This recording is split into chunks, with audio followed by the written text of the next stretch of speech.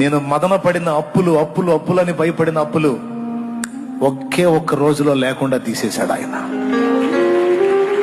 ఈరోజు గిలగిలగిలగిలాడుతున్నావుగా, అప్పులో అప్పులు అప్పులో అప్పులని.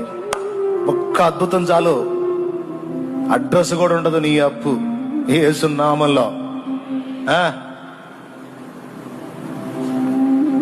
గందరగోళం కొంతమంది, నా వల్ల కాదన్నా నేను చెప్తున్నా, నేను చెప్పినట్టు దేవుని ముందు మోకాళ్ళు ఆయన చిత్తం గుర్తించి నీ మైండ్ దేవుని కొరకు ఆయన చిత్తం నెరవేర్చడం కోసం లగ్నం చెయ్యి. నీ పక్షంగా ఆయన చెయ్యి చాపి నీకు అవరోధంగా ఉన్న వాటన్నిటిని తొలగించి నీకు స్వేచ్ఛని ఇవ్వకపోతే అప్పుడు అడుగు. నా అప్పులు తీర్చమని అడుగు. కానీ దేనికోసం అడుగుతావు తెలుసా? అప్పులు తీర్చుకొని పైసలు సంపాదించి ఫ్లాట్ కొనుక్కొని ఇల్లు కట్టుకొని 2 స్టైర్లు వేయాలని అడగబాకు.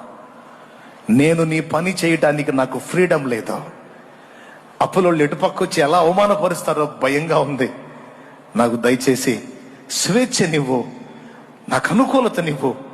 నేను నీకోసం బతకాలనుకుంటున్నానయ్యా అని అడుగు. నీకు విడుదల రాకపోతే అప్పుడు అడుగు. నీకోసం పెద్ద ఏదో సముద్రాలు పాయలు చేయాల్సిన అవసరంలే. ఒక చిటికేస్తాడు, అయిపోయింది నీ అప్పు. అది లక్షలు కావచ్చు, కోట్లు కావచ్చు, యేసునామంలో తుడిచిపెట్టుకుపోద్ది అంతు లేకుండా. నమ్మితే చెప్పు స్తోత్రం. నా ప్రయాస దీవించిన దేవుడు నిన్ను కూడా ఆశీర్వదించడానికి సిద్ధంగా ఉన్నాడు.